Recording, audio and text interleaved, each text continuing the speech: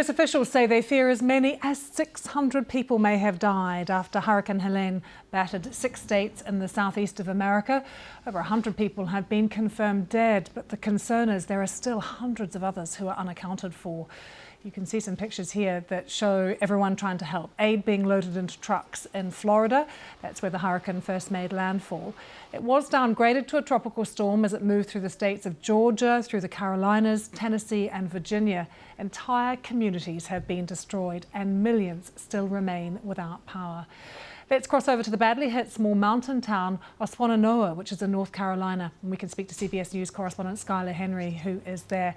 Skylar, just take us through how things are where you are and the scene around you.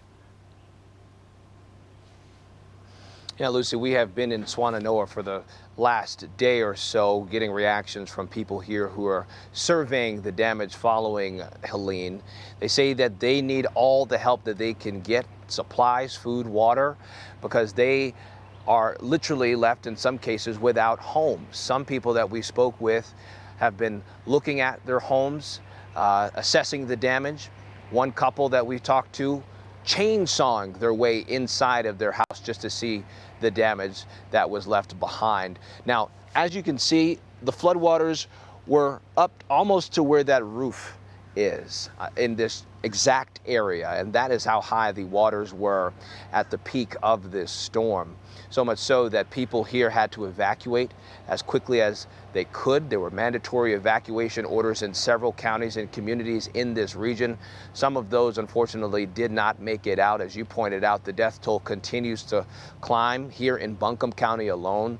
40 people at least have been confirmed dead, but officials have stressed that they are still trying to make their way to some of those hard to reach areas, especially in these mountain regions that roads may potentially be cut off because of downed trees or power lines or simply washed away. With so much devastation, Skylar, what is needed most right now? Is it shelter? Is it food and water? What thing are aid agencies sort of sending in as a priority? Yeah, all of the above, I think you could say, as it relates to what folks need here. We were here as military personnel dropped off food, water, and supplies in communities like this one. We were in a town called Marshall a couple of days ago where something similar was the case. Military response has been great, but they say that they are still having trouble getting to some of those areas, and they are needing to airdrop some of those supplies to those regions because of that. Now, President Biden, along with other FEMA officials, have said that 40 truckloads of water and 20 truckloads of food will be delivered to North Carolina every day as long as it takes to recover. But they say that they are still working around the clock to try to do everything that they can to dig themselves out. Now, one of the things that we should point out here, you talked about those missing and unaccounted for people.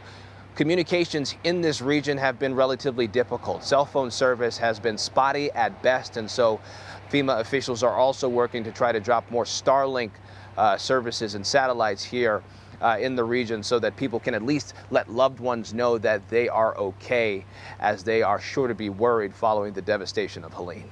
Skylar, thank you so much for joining us. Skylar Henry joining us from North Carolina there.